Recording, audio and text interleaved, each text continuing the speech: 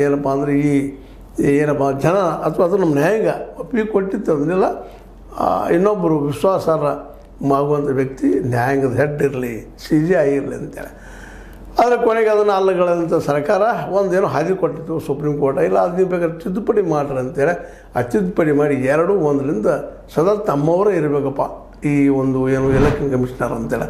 ಇವತ್ತು ಜ್ಞಾನೇಶ್ ಅವರು ನಮ್ಮ ಜ್ಞಾನೇಶ್ ಕುಮಾರ್ ಅವರು BJPಗೆ ಹೇಳಿದಂಗೆ ಅಥವಾ ಮೋದಿಯವರು ಹೇಳಿದಂಗೆ ನಡ್ಕೊಳ್ತಾ ಇದ್ದಾರೆ, ಒಂದು ಗಂಭೀರ ಆರೋಪ ಮಾಡ್ತಾ ಇದ್ದಾರೆ. ಆದರೆ ಅವ್ರು ಅಲ್ಲಗಳಿತಾರೆ ಮತ್ತು ಬೇರೆ. ಆದರೆ ಇಲ್ಲೇ ಕೊಡುವ ಉತ್ತರ ಏನಪ್ಪ ಅಂದ್ರೆ ಅವ್ರಿಗೆ ನೀವೇನು ಇಲ್ಲೂ SIR ಮೂಲಕ ಈ ಅರ್ಹವಾದಂಥ ಮತದಾನ ಪಟ್ಟಿಯಲ್ಲಿದ್ದಂತಹ ಅಥವಾ ನಿಜವಾದ ನಾಗರಿಕನ ಸಹಿತ ಇಲ್ಲಿದ್ದ ಹೊರಗೆ ಹಾಕುವಂಥ ಸಾಧ್ಯತೆಗಳಿದ್ದಾವೆ.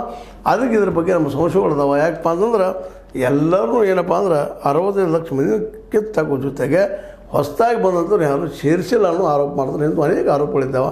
ಒಟ್ಟಾರೆಯಾಗಿ ಈ SIRಗೆ ಹೇಳಿದ್ದಿಲ್ಲ ಆಲ್ರೆಡಿ ಈ ಒಂದು ಅದರಲ್ಲೂ ಪಶ್ಚಿಮ ಬಂಗಾಳದಲ್ಲೇ ಮತ್ತು ಉತ್ತರ ಪ್ರದೇಶ, ತಮಿಳುನಾಡು, ರಾಜಸ್ಥಾನ ಇಲ್ಲೂ ನಿಧಾನಕ್ಕಿಲ್ಲ ಎಲೆಕ್ಷನ್ ಬರುವಿದ್ದಾವೆ. ಈಗ ಮೊದಲು ಯಾವ್ಯಾವ ಬರ್ತಾ ಇದ್ದಾವೆ ಅವನ್ನೆಲ್ಲ ಆಗೋದು ಅಂತೇಳಿ. ಅದರಲ್ಲೂ ಮುಖ್ಯವಾಗಿ ವೆಸ್ಟ್ ಬೆಂಗಾಲ್ದಲ್ಲಿಯೂ ಮಮತಾ ಬ್ಯಾನರ್ಜಿ ಅವರು ಇರೋದ್ರಿಂದಾಗಿ ಅಲ್ಲಿ ಮುಸ್ಲಿಂ ಓಟ್ಗಳು ಹೆಚ್ಚು ಇರೋದ್ರಿಂದ ಮುಸ್ಲಿಂ ಓಟ್ಗಳ ಪ್ಲೀಸ್ ಇವ್ರು ಮಾಡ್ತಾರೆ. ಅದಕ್ಕೆ ಅವ್ರು ಹೋಟೆಲ್ ಕಡಿಮೆ ಮಾಡೋ ಉದ್ದೇಶ ಇರ್ಬೋದು ಆಡಳಿತ ಪಕ್ಷಕ್ಕೆ. ಅದಕ್ಕೆ ಅಲ್ಲೇ